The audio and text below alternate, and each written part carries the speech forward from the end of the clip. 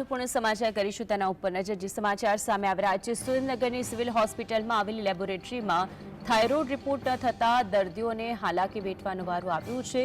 ખાનગી હોસ્પિટલોની અંદર દર્દીઓ થાઇરોઇડ રિપોર્ટ કરવા માટે મજબૂર બન્યા છે, પરંતુ લેબોરેટરીની અંદર જે રીતે થાઇરોઇડ રિપોર્ટ નથી કરવામાં આવી રહ્યો, મશીનરી બંધ થઈ જવાના કારણે થાઇરોઇડ સહિતના 5 રિપોર્ટ ન થતા હોવાનો ઘાટ સર્જાયો છે।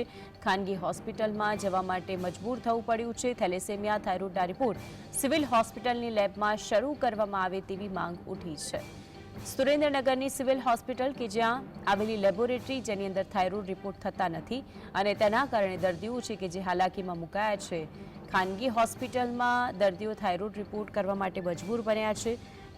જે કારણ આપવામાં આવી રહ્યું છે, મશીનરી બંધ છે, તે કારણના કારણે અત્યાર સુધી અહીં રિપોર્ટ થતા નથી।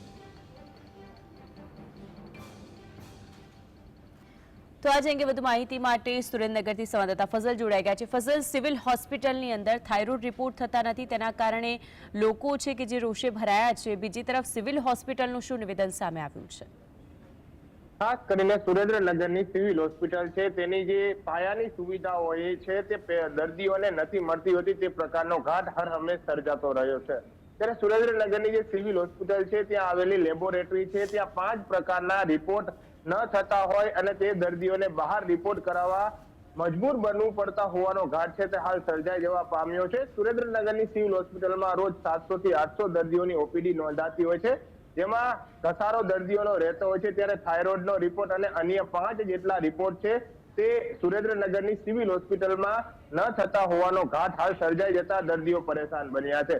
ખાસ કરીને સિવિલ હોસ્પિટલના ડોક્ટરો છે અને લેબ ટેકનિશિયન છે તેમના દ્વારા એવું જણાવવામાં આવી રહ્યું છે કે સુરેન્દ્રનગરની સિવિલ હોસ્પિટલમાં જે લેબ આવેલી છે તે લેબની અત્યંત મશીનરી જૂની છે અને અમુક મશીનો બંધ હાલતમાં છે, જેને લઈને થાઇરોઇડ સહિતના જે મુખ્ય 5 રિપોર્ટ હોય તે થઈ રહ્યા નથી। રોજના આવા 30 થી 40 જેટલા દર્દીઓ આવે છે, પરંતુ તેમને ખાનગી લેબમાં પૈસા ખર્ચી અને ત્યારબાદ તેમના રિપોર્ટ કરાવવા પડે છે અને ત્યારબાદ તેમને દવા મળે છે અને ત્યારબાદ તેમનો ઈલાજ થાય છે। આવા પ્રકારનો ઘાટ છે તે સુરેન્દ્રનગરની સિવિલ હોસ્પિટલમાં સર્જાઈ જવા પામ્યો છે। આમ તો આરોગ્ય પાછળ સરકાર દર વર્ષે કરોડો રૂપિયાનો ખર્ચો કરતી હોય છે, પરંતુ સુરેન્દ્રનગરની સિવિલ હોસ્પિટલમાં એક્સરે મશીન હોય કે અન્ય મશીનરી હોય તે કાટ ખાઈ રહી છે। ત્યાં ઓપરેટરોનો અભાવ છે। બીજી તરફ જ્યાં લેબોરેટરી શરૂ છે ત્યાં અત્યાધુનિક મશીનરી નથી, એટલે ત્યાં પણ લોકો હાલાકીનો સામનો કરી રહ્યા છે।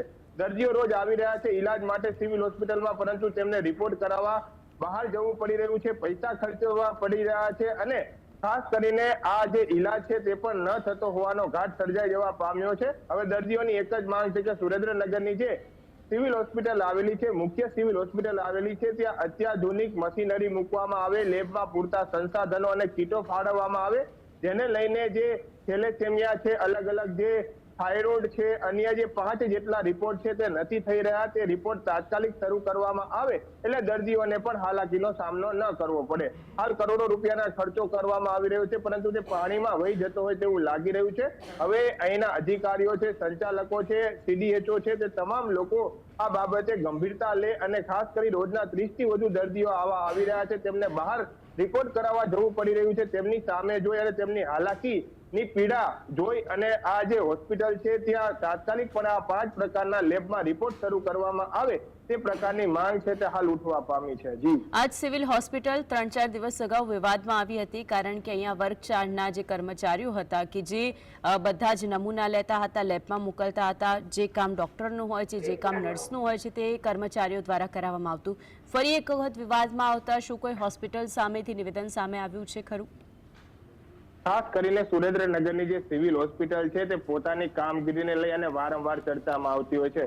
4 દિવસ પહેલા સ્થાનિક આગેવાનો દ્વારા આક્ષેપ કરી અને તમામ પ્રકારના પુરાવાઓ પણ આપવામાં આવ્યા હતા કે વર્ગ 4ના કર્મચારીઓ છે તે દર્દીઓનું સેમ્પલ લઈ રહ્યા છે, દર્દીઓ સાથે ચેડા કરી રહ્યા છે। આ વિડીયોગ્રાફી પણ આપવામાં આવી હતી, પરંતુ હજુ સુધી તે કોઈ નક્કર પગલાં નથી લેવામાં આવ્યા। કાલ સાંજે જે સિવિલ સર્જન છે તેમના દ્વારા ડોક્ટરો સાથે બેઠક કરી અને માત્ર સૂચના આપવામાં આવી છે, હવેથી આવા પ્રકારની કોઈ કામગીરી વર્ગ 4ના કર્મચારીઓ દ્વારા ન કરવામાં આવે અને ડોક્ટરો પણ આ બાબતની તાકીદ રાખે। પરંતુ જ્યારે પગલાં ભરવાના હોય ત્યારે આવી બેઠકો કરી અને સૂચનો આપી અને સિવિલ હોસ્પિટલના જે સંચાલકો છે તે સંતોષ અનુભવી રહ્યા છે। આવી ગંભીર બેદરકારી સામે પણ હજુ કોઈ ડોક્ટર સામે પગલાં નથી ભરવામાં આવ્યા। કોની બેદરકારી હતી તે અંગેની હજુ કોઈ તપાસ પણ નથી કરવામાં આવી અને માત્ર જે બેઠકો કરી અને સૂચનાઓ આપી અને સંતોષ માની રહ્યા છે, ત્યારે વધુ એક વખત આવા લેબોરેટરીમાં અત્યાધુનિક લેબોરેટરી ગણવામાં આવી રહી છે. મુખ્યમંત્રી દ્વારા ફાળવવામાં આવેલી સુરેન્દ્રનગરની સિવિલ હોસ્પિટલમાં 5 જેટલા મુખ્યત્વે રિપોર્ટ નથી થઈ રહ્યા. ખૂબ ગંભીર બાબત ગણી શકાય. આરોગ્ય વિભાગ પણ આ બાબતે ધ્યાન આપે અને જે રિપોર્ટ દર્દીઓના નથી થઈ રહ્યા લેબમાં, તેની તાત્કાલિક મશીનરી અને કીટો ફાળવે અને તાત્કાલિક શરૂ કરવામાં આવે તેવી જ હવે આશા રાખી અને આવી દર્દીઓના સગા સ્નેહીજનોની પણ હાલ માંગ છે. દર્દીઓ સુરેન્દ્રનગરની સિવિલ હોસ્પિટલમાં જ્યારે સારવાર માટે આવે ત્યારે સતત પરેશાનીનો સામનો કરતા હોય છે, ત્યારે હવે ત્યાં જે અત્યાધુનિક સુવિધા છે તે તમામ સુવિધા સિવિલ હોસ્પિટલમાં મળે તે પ્રકારની માંગણી હાલ દર્દીઓના સગા અને સ્નેહીજનોની છે. જી ફઝલ, આપ જોડાયાને સમગ્ર વિગતો જણાવી તે બદલ આપનો આભાર.